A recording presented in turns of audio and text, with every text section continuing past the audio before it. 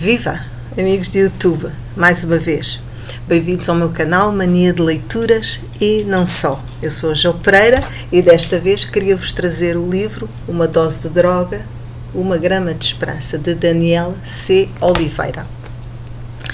Este é um dos livros que particularmente mexeu comigo, que particularmente apreciei e preferi.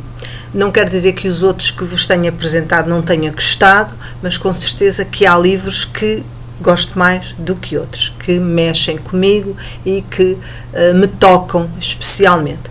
Contudo, nunca farei nenhum comentário negativo, nenhuma crítica a nenhum dos livros que vou apresentar, porque para mim o trabalho de um escritor, e para mais aqueles que apresentam a sua história de vida, merece-me todo o meu respeito.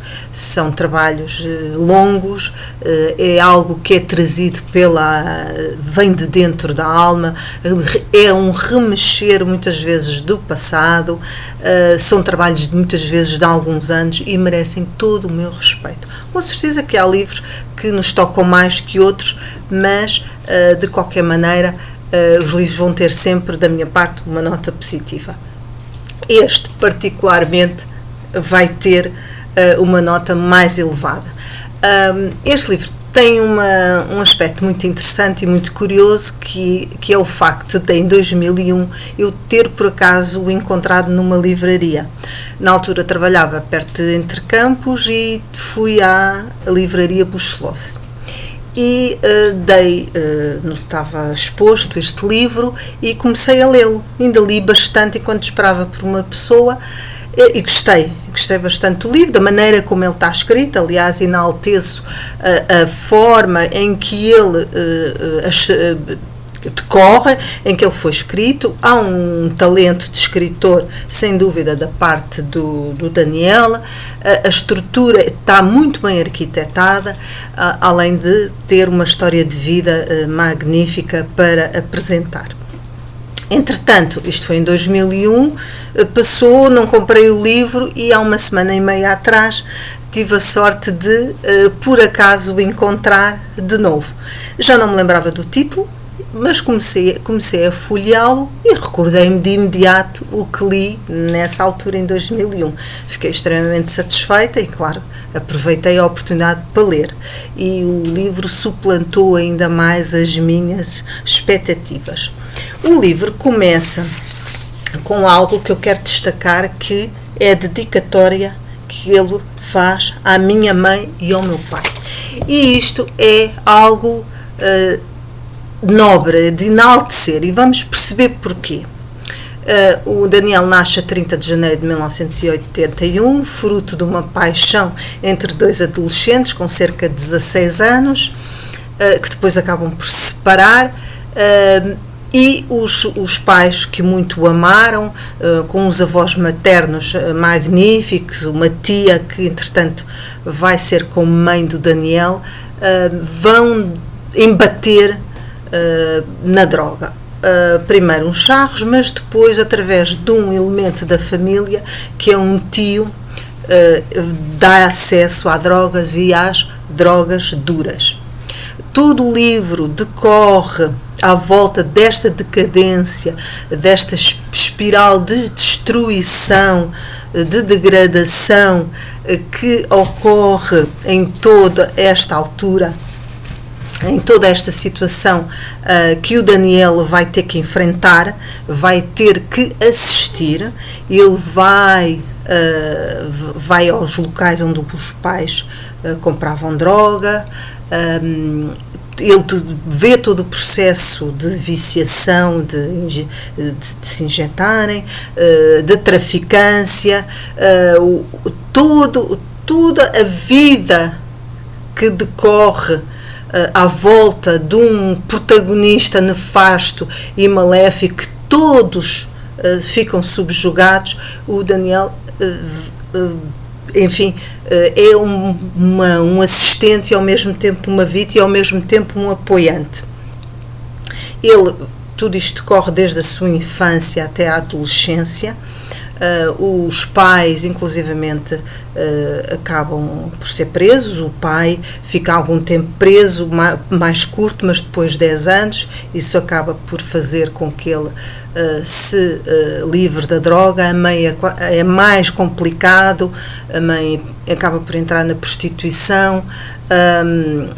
Ainda depois tem 4 anos o interregno sem drogas, mas depois, 4 anos depois, tem uma recaída, e as recaídas com a heroína são extremamente nefastas e ainda cavam mais o fosso.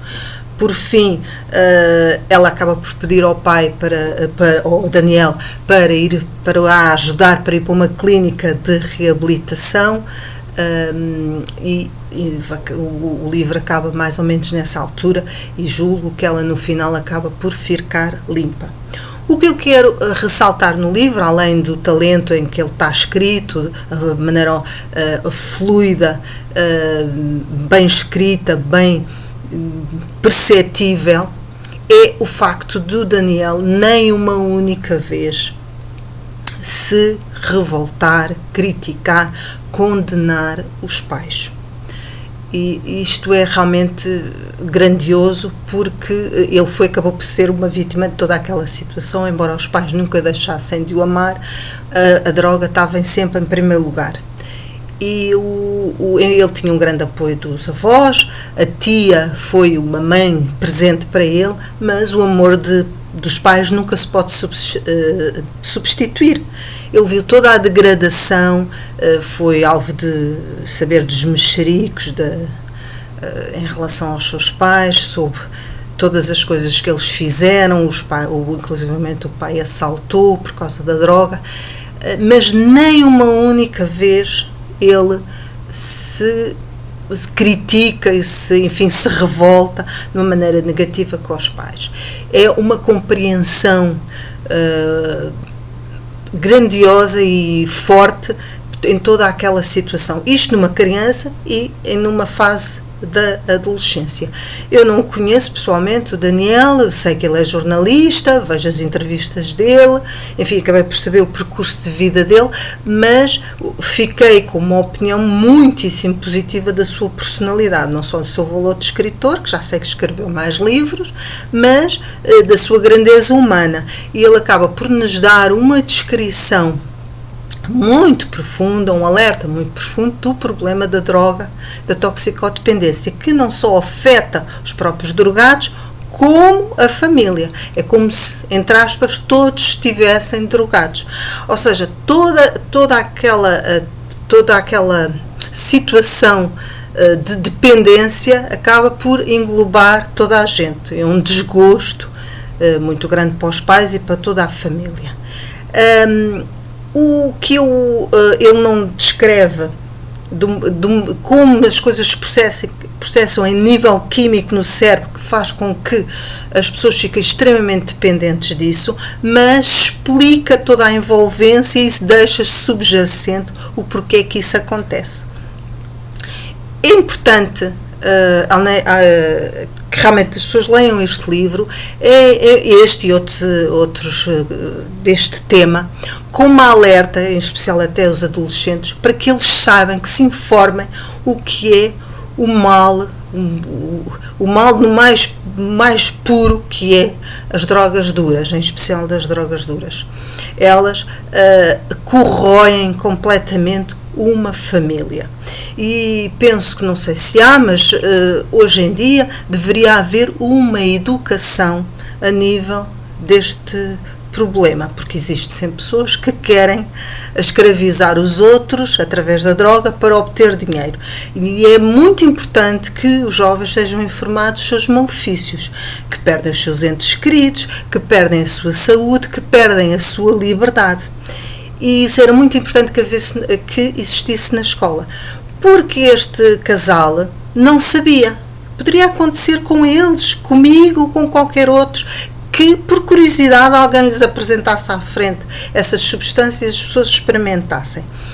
Lembro-me ainda há pouco tempo que vi na internet, num vídeo do YouTube, uma rapariga loira, lindíssima, com cara de boneca, agora completamente degradada, que estava a chorar dizendo: se eu soubesse o que me ia acontecer quando me deram a droga pela primeira vez, eu nunca faria uma coisa dessas, nunca experimentaria. E ela hoje não consegue se livrar daquela dependência. E é muito triste ver pessoas lindas, maravilhosas e com famílias, em boas famílias, estarem naquela situação. O Daniel é um sobrevivente, é uma pessoa forte, e isso é realmente impressionante, como é que neste ambiente ele conseguiu dar a volta, não sussurrar, não se deprimir, não se revoltar de uma maneira negativa em relação a tudo aquilo. E australianos faz um jornal, ganha um primeiro prémio de xadrez, mais à frente volta a retomar o processo jornalístico da sua feitura, do seu próprio jornal, porque um professor lhe lembrou: mas porquê é que não fazes de novo esse jornal, era tão giro? E ele retoma, e de uma maneira muito mais forte e com vontade de fazer ainda melhor, e vai para a SIC, que estava recém-formada, e vai fazer entrevistas aos jornalistas da SIC. E o que é que acontece? Uma coisa maravilhosa, ele acaba por trabalhar lá, reconhecem o seu valor, arranja grandes amigos, o Nuno Santos, Schnitzer, Carlos Dandiel, espero-me estar de não enganar em nenhum nome, e acaba por ficar a trabalhar na SIC, porque reconhece o seu valor, a sua garra, o seu profissionalismo. E foi uma forma dele se afirmar contra a droga, ou seja, as pessoas não vão falar de mim porque os meus pais são toxicodependentes, vão falar de mim porque eu sou um jornalista e porque tenho valor.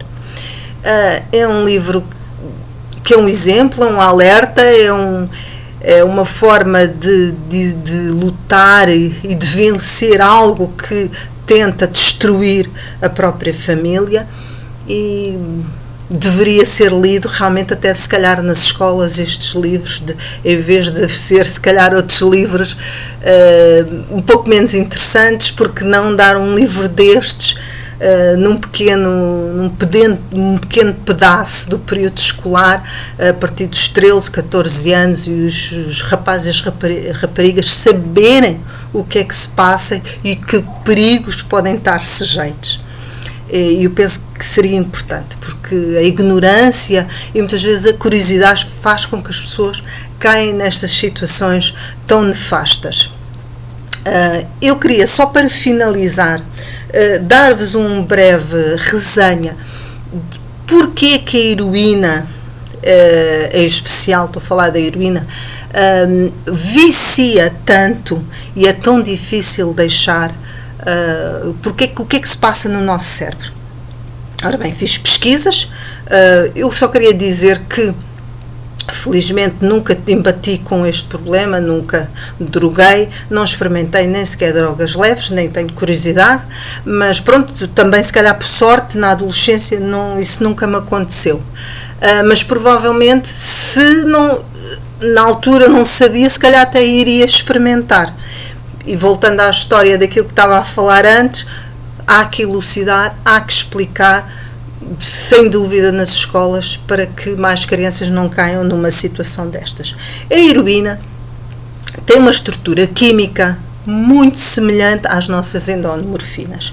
Ela mimetiza, ela interfere e ela trabalha com os nossos neurotransmissores. Ou seja, nós temos endomorfinas naturais, que nos faz suportar o stress, as dores, que ocorrem em maior escala quando fazemos exercício físico, quando temos uma alegria muito grande, quando existe um orgasmo, etc, etc, etc. Portanto, nós temos todas estas capacidades, o nosso cérebro é uma máquina espantosa e nós temos todas estas capacidades, o nosso cérebro tem toda esta capacidade de dar prazer e de nos aguentar psicologicamente. Com a introdução da heroína, ela é como que um pirata que se encaixa entre os neurotransmissores e que faz com que as nossas endomorfinas desapareçam. Por isso é que os drogados têm as dores e não sentem-se mal quando não têm essa dose. Ou seja, a partir do momento em que a heroína entra na nossa corrente sanguínea e, enfim, entra no cérebro, todas as nossas endorfinas são roubadas, desaparecem completamente. E então, a única forma de sentir prazer ou até se sentir normal é através da introdução de doses e cada vez mais doses. Ela atua também muito numa glândula que é a basolateral, que é perto da amígdala, que faz ativar todos aqueles mecanismos dos hábitos, da ligação aos sítios onde a pessoa teve uma tripe, ou seja, explicando melhor, um drogado limpa-se, entra numa clínica, mas volta ao mesmo ambiente e basta olhar um sítio ou um amigo onde teve uma grande, enfim, um grande prazer com aquela droga e os mecanismos da ativação do prazer, o rastro da memória é imediatamente ativado, porque a heroína destrói toda a plasticidade neural, ou seja, todo o cérebro trabalha e funciona a partir com essa dose, como se ele não deixasse de existir, de trabalhar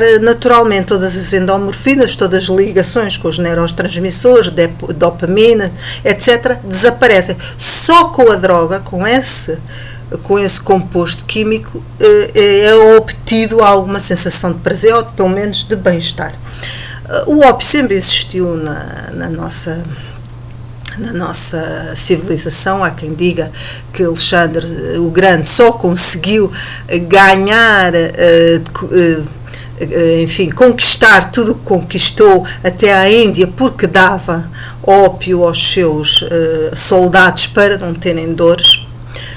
De qualquer maneira, o que se passa com a heroína, que foi descoberta para atacar o vício da morfina. Aliás, a heroína, durante muita altura, uma grande parte do século XIX, foi legal. Está a ser uma indústria uma indústria de milhões, com a qual as pessoas estão a ganhar dinheiro e que não têm escrúpulos em destruir, seja quem for. E é bom que se saiba porque que a heroína não se consegue largar, ou para se largar é preciso uma força de vontade muito grande, porque a partir dali o cérebro só consegue trabalhar, só consegue funcionar e se ligar e ter, enfim, as endorfinas, não ter dores com esse produto. Eu creio que não me esquecer de nada em relação a isto. E eu, mais uma vez, ressalto a necessidade que todas estas explicações que eu estou a dar de uma maneira muito rápida e incipiente, se fossem transmitidas para as escolas e para os jovens em especial. Só queria terminar para vos falar de um casal que eu conheço que trabalhou, eram colegas e que até mais tarde deram com a droga, já numa fase posterior, e que ainda hoje os vi e que são autênticos zombies.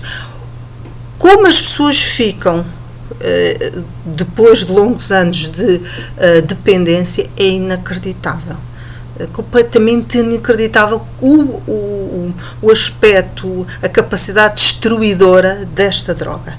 E isto tem que haver um alerta e tem que realmente ser falado para que mais gerações não sejam apanhadas nesta rede tão nefasta. Por fim, um livro, mais uma vez, para recomendar, como digo, mexeu muito comigo, está muito bem escrito, não é muito grande, lê-se com certeza muito bem, e é mais uma vez uma lição de vida, de coragem e de sobrevivência. Um grande parabéns ao Daniel Oliveira, é uma pessoa maravilhosa, sem dúvida, e um grande escritor. Não deixem de ler este livro. Beijinhos, até à próxima e boas leituras.